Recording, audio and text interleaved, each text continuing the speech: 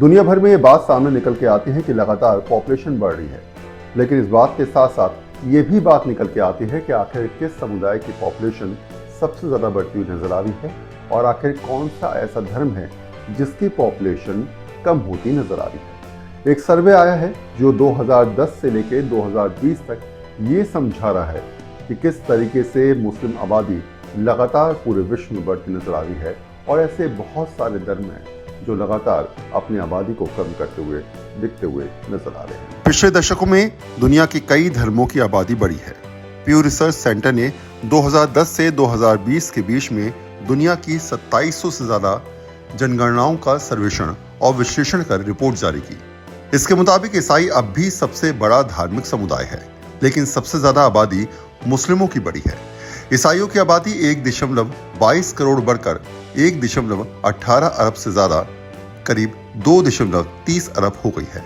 हालांकि वैश्विक हिस्सेदारी लगभग 30.6 से घटकर 28.8% रह गई है, जबकि मुस्लिमों की आबादी 3.47 करोड़ बढ़कर 2 अरब हो गई है। मुस्लिमों की वैश्विक हिस्सेदारी 1.8 अंक बढ़कर 25.6% हो गई है। इस बीच हिंदू और यहूदी धर्म की वैश्विक आबादी लगभग स्थिर रही।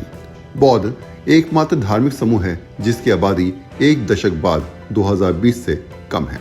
प्यू की रिसर्च में अन्य धर्मों का विश्लेषण भी मौजूद है। मसलन बौद्ध धर्म के लोगों की संख्या 1.9 करोड़ घटकर 32.4 करोड़ रह गई है और इनकी वैश्विक हिस्सेदारी 5% से कम होकर 4.2% ही बची है। इसके अलावा यहूदी समुदाय दुनिया की सबसे छोटी धार्मिक आबादी है, जिनकी आबादी 1.4 से बढ़कर 1.5 करोड़ हो गई है। यहूदी समुदाय की वैश्विक हिस्सेदारी महज 0.2% है। वहीं अन्य धर्मों से जैसे सिख, जैन, बही समुदाय की आबादी 1.8 करोड़ से बढ़कर 17.2 करोड़ हो गई है। इनकी वैश्विक हिस्सेदारी 2.2% है।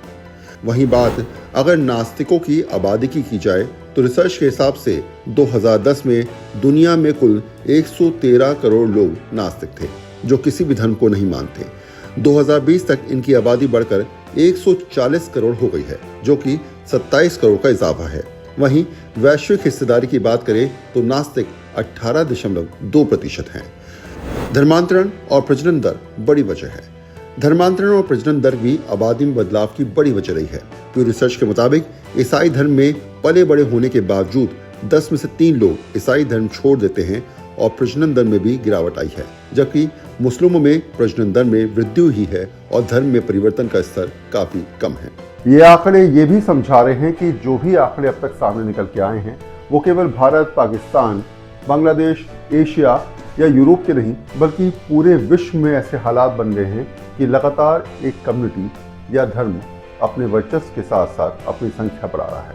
और शायद समझने और समझाने के लिए काफ़ी है कि अब तक जो आंकड़े आते थे, चाहे ईसाइयों की बात करें, हिंदुओं की बात करें, बौद्ध धर्म की बात करें, जैन धर्म की बात करें, इन आंकड़ों में कमी आई। वहीं मुस्लिम पॉपुलेशन में लगातार बढ़ोतरी कहीं ना कहीं ये समझाती है कि बहुत सारे देशों में इस प्रकार की स्थिति सामने निकल के नजर आ रही है।